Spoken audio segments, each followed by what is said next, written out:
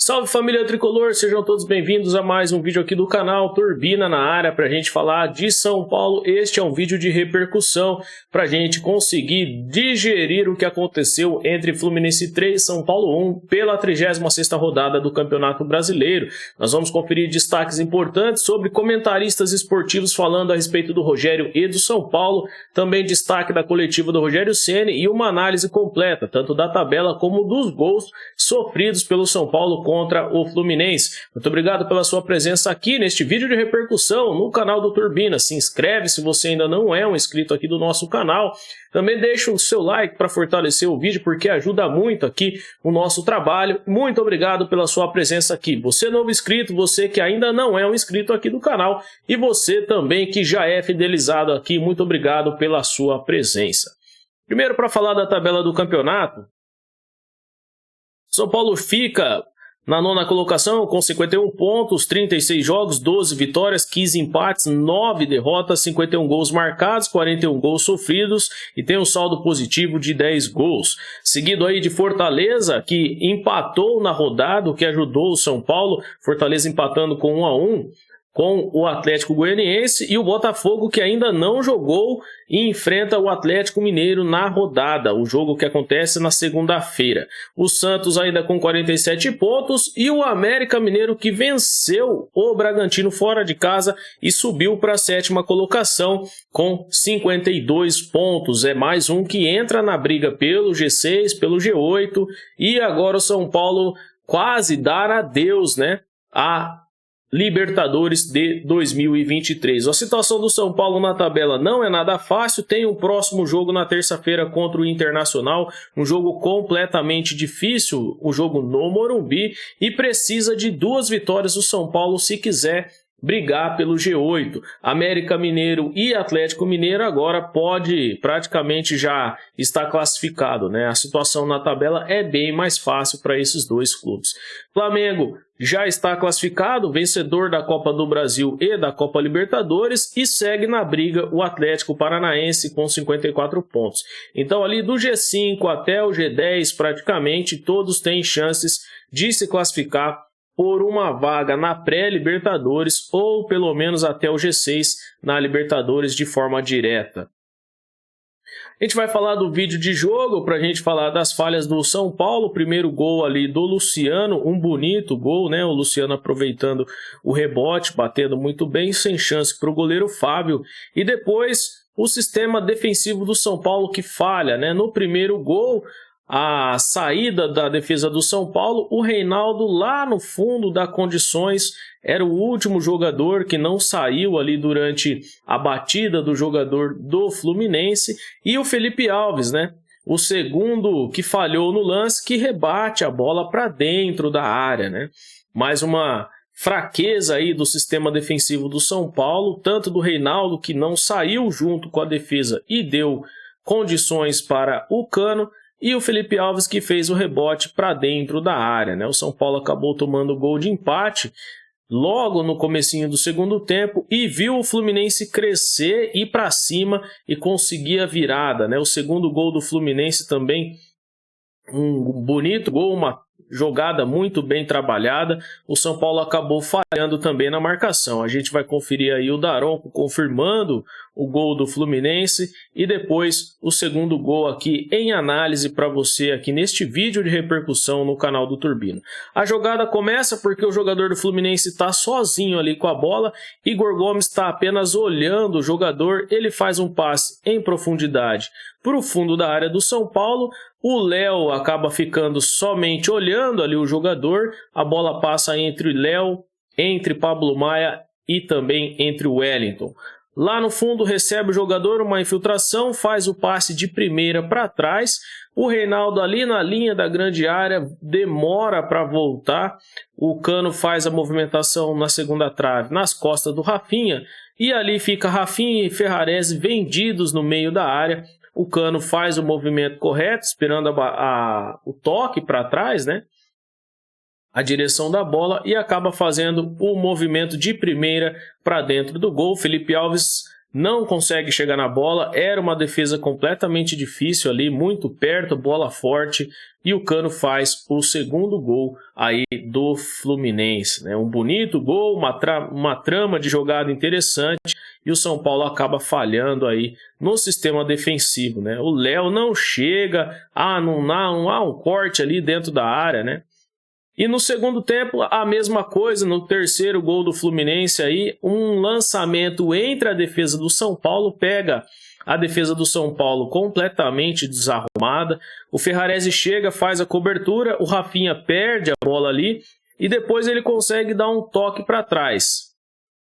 No momento, eram 3 jogadores do São Paulo dentro da área contra 2 do Fluminense, a bola é voltada, o Ganso faz o passe de primeira, e o Reinaldo demora para voltar mais uma vez, né? O Rafinha também acaba falhando aqui na hora da marcação. O Ganso faz o passe de primeiro, o jogador ali vira, o Ganso passa lá no cantinho sozinho, o Reinaldo não consegue chegar e o Rafinha deixa o Ganso passar livremente, né? E o Ganso domina, o Léo perde na marcação dentro da área para o Cano e deixa o Cano escapar para o segundo pau. E aí a cavadinha do Ganso majestosa ali, ó, encontra o Cano sozinho. O Léo errado na marcação ainda atrapalha a defesa do Felipe Alves na hora do gol, né? Então, novamente eu vou voltar aqui para você ver a jogada desde o início. Sistema do São Paulo completamente perdido, né? Ó, o toque de primeira do Ganso. Aí ele domina, o jogador domina, o Ganso passa lá embaixo sozinho, o Reinaldo ainda não conseguiu voltar, o Rafinha deixa passar, e aqui no meio da área você vai ver o Léo perdendo a jogada para o jogador, né? Novamente desde o início aí, ó, para ver a falha também do Léo no lance, ó. Ele tá marcando o Cano aqui no meio da área, e o Wellington marcando o outro jogador, o Cano consegue escapar, o Léo fica procurando somente a bola. E aí o segundo, terceiro gol do Fluminense. Você deve se perguntar por que a gente está sem cor. Isso é mais um motivo de protesto aqui. O São Paulino está de luto por conta dessa diretoria, desse sistema defensivo, desse time do Rogério Ceni, desses jogadores que não merecem nada. Então a gente está sem cor para mostrar que esse é o São Paulo atual. É um time sem cor nenhuma, né? Então é mais um motivo aqui. Estamos de luto pelo São Paulo Futebol Clube. Devolvam o nosso São Paulo, diretoria. Tá certo? Júlio Casares, Belmonte, Rui Costa, Muricy Ramalho, Rogério Ceni. Devolvam o nosso São Paulo. Agora eu vou colocar aqui a sonora dos comentaristas da Jovem Pan e da ESPN. Os caras rasgaram o verbo e deram no meio do Rogério Ceni. E você precisa conferir essa informação também. Depois, o destaque da coletiva do Rogério Ceni. Faz a sua análise, você torcedor são paulino. Eu agradeço a sua presença aqui e conto muito com o seu apoio. Se inscreve no canal, deixa o seu like, fortalece aqui o canal do Turbina. Mais uma vez, muito obrigado. Vamos conferir o que disse aí o comentarista da Jovem Pan. Um jogador que quando está na área tem um posicionamento espetacular, né? Nos gols, o rebote, 2 impedidos, um monte de gente, mas ele não. Ele sabe se posicionar, não estava impedido, foi lá e meteu o gol. E dos outros 2, é claro, a zaga do São Paulo batendo cabeça, né? Perdidaça a defesa do São Paulo inteira ali. Foram gols assim que você viu, nossa, que facilidade que o Fluminense teve, né? Nesse toque de bola, a lá Fernando Diniz, né? Realmente troca passes na defesa, se toca na área do Fluminense, imagina no ataque. Então, com muita facilidade entrando na área e nessa triangulação, nessas trocas de passes do Fluminense, a defesa do São Paulo se apresentava completamente perdida, não sabia quem marcar e não achava o Cano. E o Cano, no segundo e no terceiro gol, ele se apresentou completamente livre, só tendo o trabalho de empurrar a bola na rede. Mas por quê? Ele se posiciona muito bem. Aproveitou-se do mau posicionamento dos jogadores de defesa do São Paulo para fazer mais 2, fez 3. Para a sorte do São Paulo, depois do 3-1, o Bruno até falava do meu lado aqui, rapaz, será que vai ser um placar maior, um placar elástico, mas a sensação que teve é que o Fluminense deu uma tirada de pé. Depois que fez os 3 gols, a situação está resolvida, continuou tentando, mas não com aquela volúpia, não com aquela pegada que ele jogou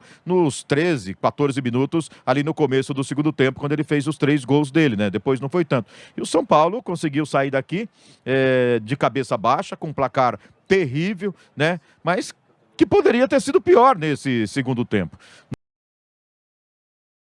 Mal resolvida do Rogério, né? Então, assim, você deixar o Rafinha na marcação do Cano, por exemplo, em muitos momentos, o Cano vai levar vantagem. Você colocar o Reinaldo como lateral direito, então não tem a perna direita, é jogador de esquerda, as movimentações são completamente diferentes.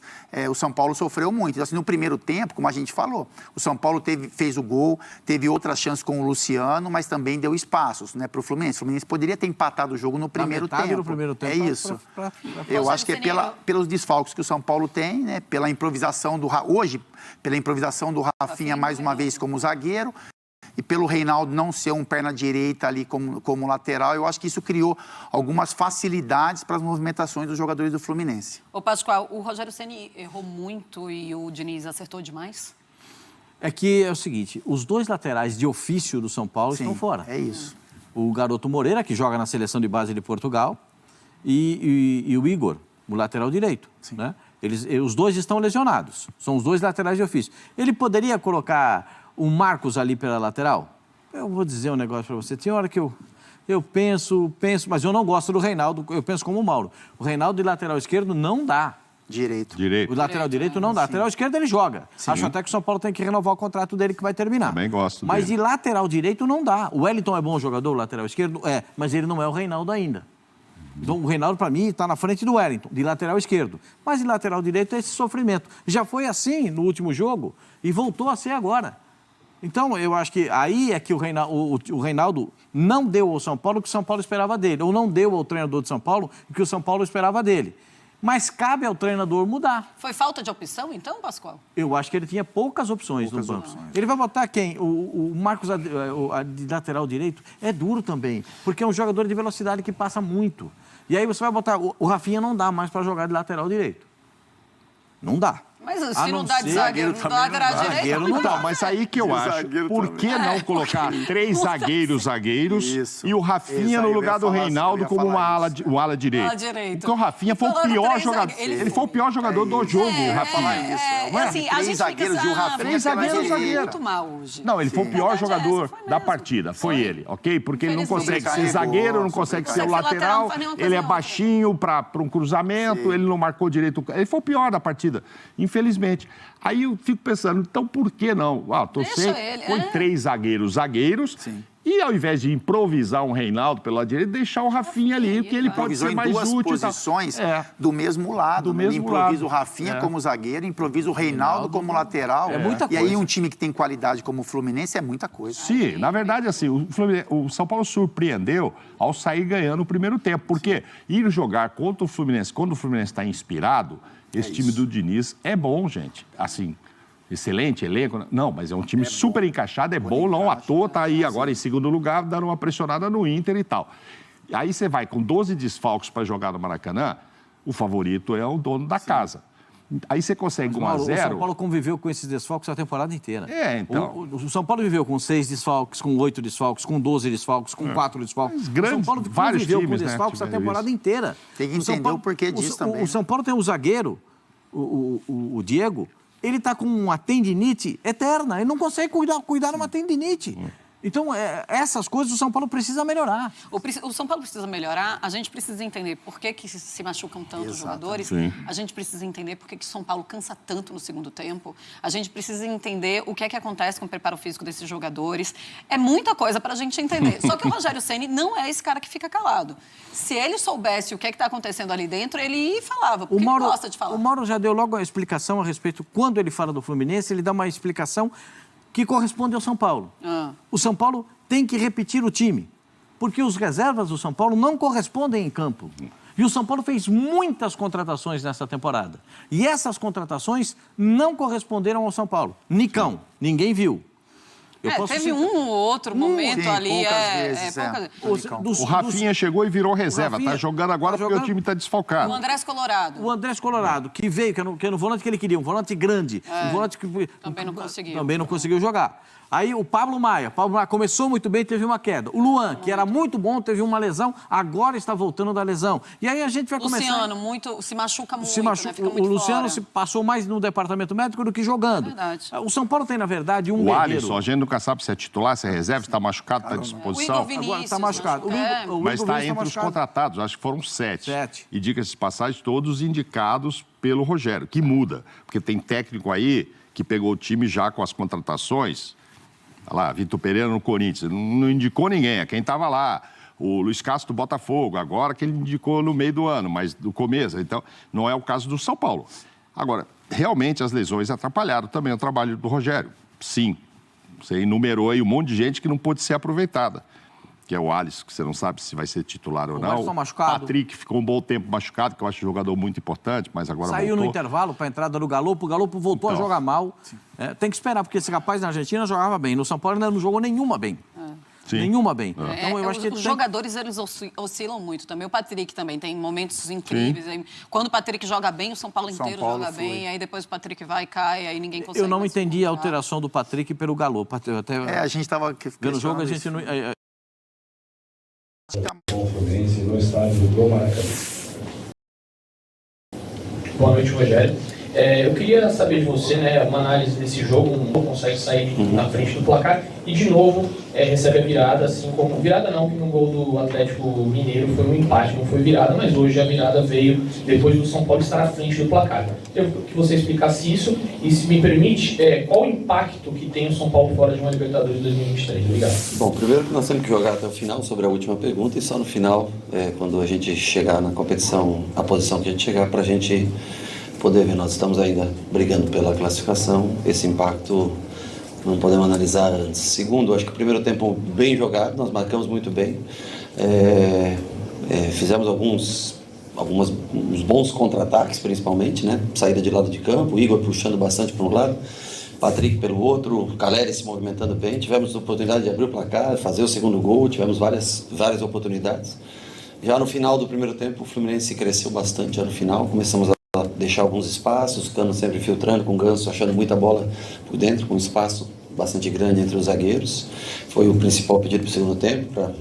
Eu sei que o Fluminense joga com um número maior sempre de um lado ou de outro, onde o Ganso normalmente está, é onde a maioria dos jogadores estão, e é da onde sai o jogo para as inversões, como foi aquela defesa do Felipe no cabeceio do Cano, no final do primeiro tempo. E para o segundo, eu achei que o Patrick já estava um pouco desgastado. No primeiro, não estava, principalmente defensivamente, não estava conseguindo recompor. O Galopo entrou para fazer essa função, a mesma função do Patrick, mesmo sistema de jogo. Mas nós tomamos um gol com não sei quanto tempo, sei lá, 2 minutos, não sei, né?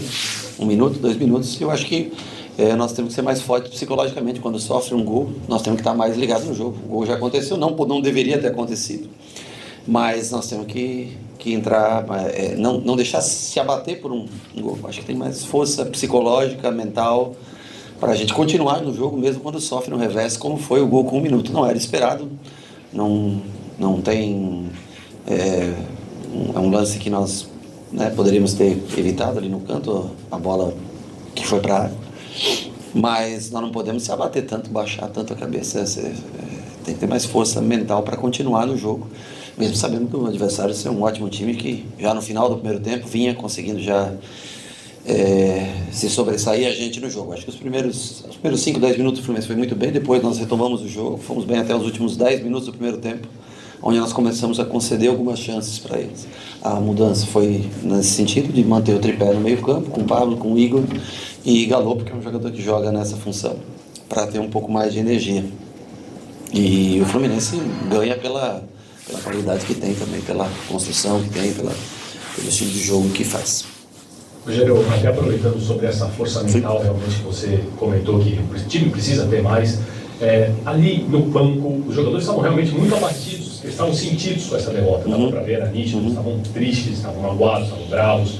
Como é que foi, se você sempre tem uma conversa depois do pós-jogo? Eu conversei bem rápido, nós vamos treinar amanhã, já pela manhã, a gente já está treinando, recuperando os jogadores, o espaço é muito curto de tempo para terça-feira, né?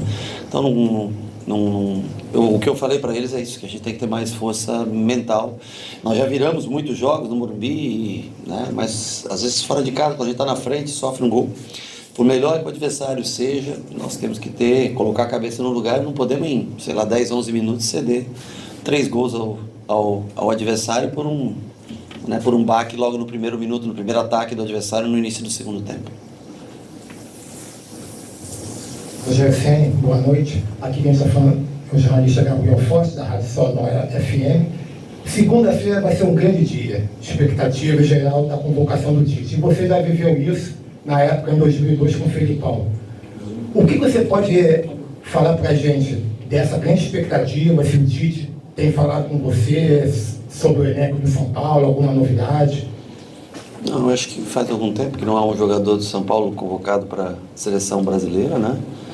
Não tenho, infelizmente, falado com o Tite, mas acho que também não tem nenhum atleta em observação, a princípio que eu saiba, que possa estar presente ou numa pré-lista, né, de convocados.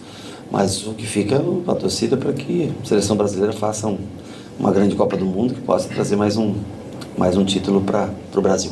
Obrigado. Rogério, você falou bastante da força mental, né? E a gente viu que esse time ele teve 2 grandes decepções, que foi a final do Paulistão e depois a final da Copa Sul-Americana, em 2 jogos que a gente viu que o mental abalou muito. Como você, Rogério Ceni, vai conseguir agora no jogo contra o Inter, que se torna, dependendo dos resultados de América, de Fortaleza hoje, pode ser muito decisivo, como trabalhar a cabeça desse elenco, que já tem 12 jogadores aí lesionados, né? 11 lesionados, mais o Rafinha agora. Como trabalhar esse elenco, sendo que já tiveram 2 grandes decepções nesse ano? Não tem agora o que fazer em 6 dias, você fazer uma mudança drástica. Nós temos que contar com o Morumbi primeiro para sobreviver à última rodada, que é vencer o Internacional e estar vivo para a última rodada diante do Goiás. E com relação aos outros, o América joga hoje, acho que o Fortaleza joga amanhã, se não me engano. Isso foge do nosso controle, não há o que fazer. O que nós podemos fazer é dentro do campo. Fizemos um bom primeiro tempo bem competitivo, com muitas oportunidades claras de gol. Já no segundo nós fomos caindo de rendimento, e eu acho que muito, como eu falo para você, além da parte física, talvez a parte psicológica. A parte física porque são jogadores que vêm jogando constantemente, né? Não tem um número tão grande de trocas específicas para funções. E psicologicamente porque se abate às vezes por um erro, um gol sofrido. Você hoje perdeu mais um lateral direito, agora por uma expulsão. Você teve que improvisar já hoje, Reinaldo. O que você imagina para o próximo jogo? Puta vida, aí você me aperta, porque eu tenho que aproveitar a noite, começar a pensar amanhã, né? Não dá para... não sei dizer, hoje eu não sei dizer para você, mas nós vamos encontrar uma solução sem dúvida até terça-feira. Pode não ser a dos sonhos, ideal, né? Porque são improvisações, mas nós temos que encontrar alguém que tenha um mínimo de característica para executar, seja em linha de 3, seja em linha de 4, para executar a função. Hoje, não sei porque Igor, a princípio, não volta, Moreira é certeza que não volta e Rafinha é certeza que não joga, né? Então, aí nós temos que pensar um pouquinho, temos um pouquinho de tempo para terça-feira. Linha de 4 é uma opção, então? Não, linha de 4 fica mais difícil, até porque se você não tem um lateral de origem é um pouco mais difícil, mas pode ser que... Vamos analisar, não adianta eu te responder hoje, senão não estaria sendo franco com você, até agora não estava vendo os lances do jogo de hoje, não cheguei a pensar para o jogo de terça. Seremos então com o técnico Rogério Ceni, obrigado a todos, agora. Torcedor São Paulino, essa é a realidade do São Paulo para este ano de 2022. Situação não está nada fácil, a pressão aumenta sobre o Rogério Ceni. Notícias de bastidores falam aí, né, as informações que o Rogério teve uma discussão muito forte com o Patrick no intervalo, no vestiário, a hora que foi substituir o Patrick. Então, se o Rogério Ceni perdeu o vestiário, o time do São Paulo tá rachado, pode esquecer. Não tem nada que faça esse time vencer, né? Não tem nada que faça melhorar. A única possibilidade é mandar o Rogério Ceni embora. É o que a gente quer? Não, não é o que a gente gostaria que acontecesse. Mas se para isso você tem que mandar o técnico embora para o time melhorar, então se é a única alternativa que seja feita, que o São Paulo possa buscar um novo treinador E, infelizmente, né, a gente torce pelo Rogério, mas nesta oportunidade, o Rogério não é o melhor técnico para o São Paulo no momento. Eu apoio a troca do treinador assim que acabar o Campeonato Brasileiro e o São Paulo possa voltar em 2023 com mudanças. Não só mudanças no time, mas também no comando técnico. Eu gostaria que mudasse tudo, até mesmo a direção ali do São Paulo, mas infelizmente, né, não é como a gente quer. E o São Paulo, infelizmente, aí vai sofrer mais um tempo porque não tem profissionais capacitados. Não só no time, não só na gestão, mas também no comando técnico e na direção aí do São Paulo. Muito obrigado pela sua presença aqui, você torcedor do São Paulo, torcedor de outros clubes. Se você gostou, deixa o seu like, se inscreve aqui no canal. Eu volto ainda nesta segunda-feira com um boletim informativo para deixar você por dentro das notícias do Tricolor. Muito obrigado pela sua presença. O São Paulo é o Tricolor do Morumbi, o Clube da Fé, onde a moeda cai em pé. Salve, salve, Tricolor paulista.